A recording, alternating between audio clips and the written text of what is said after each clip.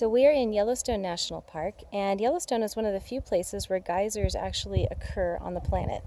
Basically, snow and rain provide water, and heat from deep inside the earth warms the rock and the water above it. And the little holes, the fractures and fissures in the rock, provide the plumbing through which all the water can circulate.